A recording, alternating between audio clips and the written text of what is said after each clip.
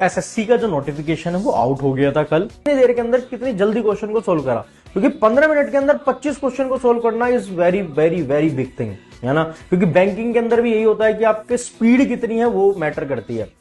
का लैप्स मिलेगा, यानी कि 15 मिनट एक सेक्शन के लिए 4 सेक्शन आपके यहां पर होने वाले हैं। अब ये जो पूरा पेपर है ये 3 भागों में बांटा गया है। पहला आपका 10वीं पास, दूसरा 12वीं पास यानी कि higher secondary, and third is for the graduation and above levels. तो तीन लोगों के लिए एलिजिबिलिटी क्राइटेरिया निकाला है।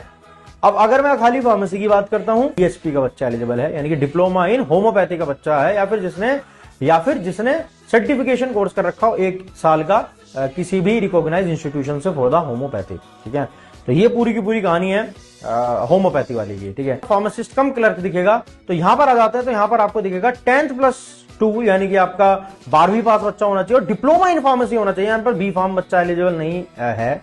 ठीक है ना। सो या तो डिप्लोमा हो या फिर बी फार्म हो। तो बी फार्म का बच्चा तो सब में एप्लीकेबल है। डिप्लोमा का बच्चा आपका एलोपैथी फार्मेसी के अंदर नहीं है, जिसके अंदर ग्रेजुएशन की बात करी जा रही है। तो फार्मासिस्ट एलोपैथी की जो है वो वैकेंसी दिख रही है। आप इसके ऊपर एक्शन के ऊपर इसको विजिबल करोगे तो आपको यहाँ पर चेकआउट करने के लिए मिलेगा पोस्ट की डिटेल्स।